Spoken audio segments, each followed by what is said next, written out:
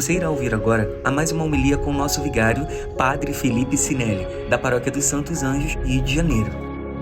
Irmãos e irmãs, a liturgia de hoje se iniciou com a proclamação do Evangelho da entrada de Jesus em Jerusalém, a sua aclamação. Viemos em procissão.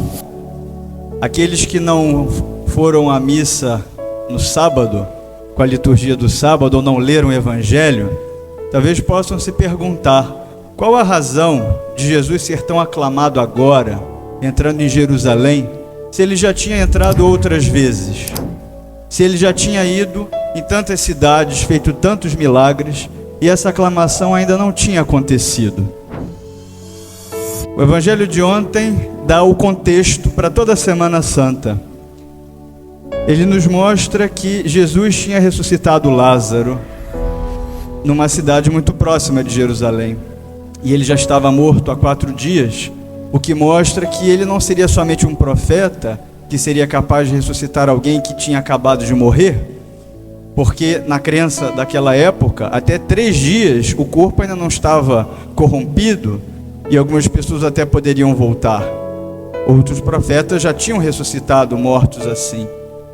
Porém, após 4 dias, se ele foi capaz de ressuscitar Lázaro, ele seria capaz de fazer qualquer coisa. Ele seria o enviado de Deus, o Messias, que cumpriria as profecias de unir Israel, que estava dividido nos reinos do norte e do sul. Essa fama se espalha, já havia um acúmulo de milagres e de graças, e isso faz com que Jesus se esconda, porque ele fica sabendo que tomaram a decisão de matá-lo. Então também ficamos sabendo ontem que os chefes do povo decidiram finalmente matá-lo. Já não poderiam mais tolerá-lo. Assim, já sabemos por que ele deve morrer aos olhos daqueles homens e por que ele se escondeu. E havia então uma expectativa em todo o povo, porque anualmente todos os judeus iam para Jerusalém em peregrinação. E eles se perguntavam, e assim terminava o Evangelho de ontem: será que ele virá para a festa ou não? E hoje nós iniciamos aclamando porque ele aparece, ele se revela, ele vem para a cidade, ele vem para morrer. Quando nós aclamamos, existe uma conexão com a ascensão que vai encerrar o tempo pascal. Abrimos hoje aclamando espiritualmente, porque os eventos já aconteceram, mas quando nós repetimos a liturgia cada ano, nós recebemos as graças como se estivéssemos ali. Aquilo que nós aclamamos, a aclamação da cidade santa na terra, é a imagem e antecipação da aclamação de Jesus, quando ele ascende aos céus para reinar definitivamente com o corpo humano, a ascensão. Assim, o início da Semana Santa, que vai marcar o início depois do tempo pascal, vai se concluir com a ascensão, que é a aclamação dele nos céus. Então hoje nós já nos unimos com os anjos que aclamaram o ingresso dele no céu, aclamando também, porque na liturgia o que nós fazemos aqui, nós espiritualmente nos unimos ao que acontece lá. Por isso, quando nós rezarmos, sempre lembremos, os anjos e a liturgia celeste, ela ocorre, e ela ocorreu, e nós participamos, recebemos frutos disso. Por isso, se a gente se distrai, se a gente conversa, se a gente se chateia, é diante do altar celestial. É como se nós ali estivéssemos nos apartando dessa comunhão celeste, porque nós estamos em comunhão com os céus. Alguém então poderia refletir: aqueles homens que aclamavam Jesus sabiam que ele era Deus?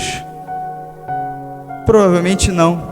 Eles esperavam um libertador que faria milagres, que seria uma pessoa muito extraordinária, mas que seja o próprio Deus, a segunda pessoa da Trindade, o mistério da Trindade, não sabiam. Mas o que eles tinham que saber era suficiente para eles adorarem Jesus, aclamarem Jesus como um rei libertador, que não era como qualquer outro rei, era um enviado dos céus.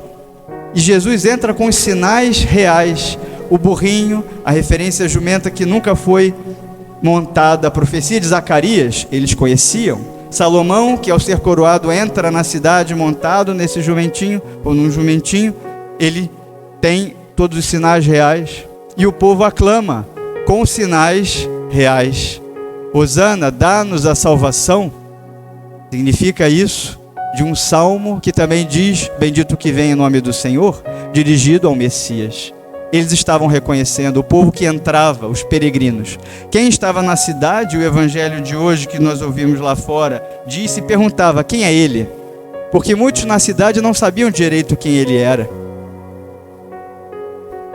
Quantos então tocavam em Jesus, imaginando que ele seria o libertador, mas não sabiam a profundidade do que era a libertação que ele vinha trazer? Isso é uma lição para a gente. A gente não precisa entender a mente de Deus. A gente não precisa entender todos os propósitos de Deus para a nossa vida, nem todas as razões da doutrina e da fé. Se nós crermos e agirmos conforme o que nós sabemos, o que nos foi dado saber, nós proclamaremos a glória de Jesus, nós proclamaremos a glória de Deus nas nossas vidas e nós cumpriremos aquilo que precisa ser cumprido. Eles precisaram aclamá-lo, senão as pedras aclamariam. Aqueles que tocavam nele, que duvidavam dele, que não acreditavam nele, não agiram conforme aquilo que era esperado, que era devido na medida do conhecimento que eles tinham. E Jesus já tinha feito muitos sinais. Quantas vezes nós tocamos em Jesus, recebemos a comunhão, estamos na presença dele, já conhecemos as verdades da fé em variados graus, mas aquilo que é necessário a cada um, nós já temos. E ainda assim, estamos agindo conforme o que nos foi dado?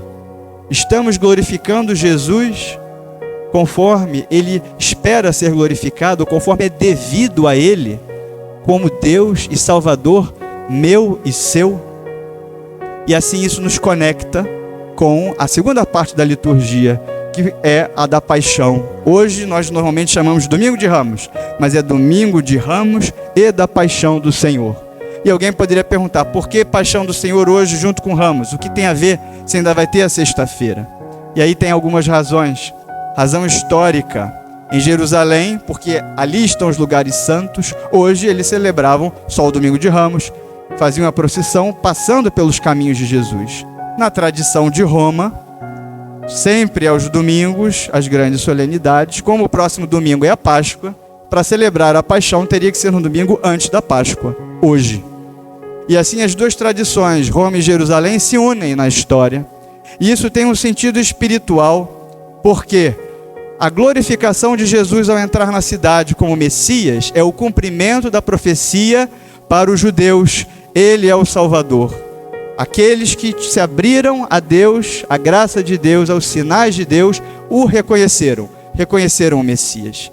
Porém, a verdadeira glorificação de Jesus, e isso aparece no Evangelho de São João, é a glorificação da cruz. E por que a crucificação é glorificação? As duas glórias, o ingresso na cidade, o cumprimento da profecia do Messias, mas o verdadeiro cumprimento da profecia do Messias na crucificação. Por quê?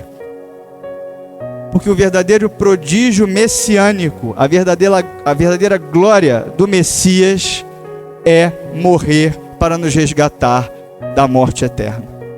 A maior missão de Jesus foi morrer para nos salvar, pagar a dívida da culpa. Deus é justo? Quantas vezes nós clamamos por justiça? Ele seria injusto? Mas ele é amor. E ele supera a justiça entregando a si mesmo. Entregando-se ele, a segunda pessoa da Trindade. O Pai entregando o seu próprio Filho para nos resgatar. Essa foi a maior missão, a maior obra. Foi a glória de Cristo. Por isso que todas as vezes que queriam que ele não morresse, ele se manteve impassível. Porque ele sabia o resultado, era a salvação, era a ressurreição, a última palavra não seria a morte. E é isso que nós ouvimos nas outras leituras aqui dentro da igreja. Primeira leitura, uma profecia de Isaías, conservei o rosto impassível como pedra, porque sei que não sairei humilhado. Ele não sairia humilhado. porque a última palavra foi o seu triunfo na ressurreição. Carta de São Paulo: existindo em condição divina, esvaziou-se a si mesmo, tornando-se igual aos homens, humilhou-se, fazendo obediente até a morte, morte de cruz, por isso Deus o exaltou acima de tudo. Uma lição para nós: quantas vezes nos propósitos de Deus para nós está a dor, está a crucificação? Será que nós buscamos enxergar a nossa vida sob a ótica de Deus? Ou somos como esses outros que tentavam Jesus? Se é Deus, desce da cruz. Se é Deus, acaba com isso. Será que quando nós estamos crucificados na nossa dor, nós pedimos, me tira daqui, por que isso? Os eventos da paixão que nós ouvimos, a postura de cada um, deve servir para a gente meditar. Se eu estivesse ali, será que eu falaria como esse fariseu? Será que eu falaria como esse sumo sacerdote? Será que eu falaria como São Pedro, que negou por medo? Será que eu seria como Barrabás? Eu sou como Barrabás, tentando revolucionar e resolver os problemas do mundo pela espada? É meditação. Depois cada um pegue em casa um trechinho que mais chamou a atenção e pense: será que eu estou fazendo assim? Na nossa vida nós vamos ter muitas cruzes, muitas mortes, mas a palavra final não é a morte. E nós sabemos disso como ele sabia. Não será a morte eterna se nós seguirmos o caminho que ele nos deu, porque ele já nos deu o caminho da salvação. Nós já sabemos como chegar no céu. Então nós já sabemos como estamos vivendo, nós já temos as profecias, nós já temos Jesus Cristo e o seu caminho. Nós já temos a certeza, moral pelo menos, de que podemos nos salvar e como nos salvar. Por que desespero? Mas também a cada morte da vida, a cada crucificação, a cada sofrimento, a última palavra não é essa. Após cada pequena morte, há uma ressurreição. Nenhum mal é definitivo, nenhum mal é permanente. As coisas passam, e até aquilo que não tem solução nessa vida passa.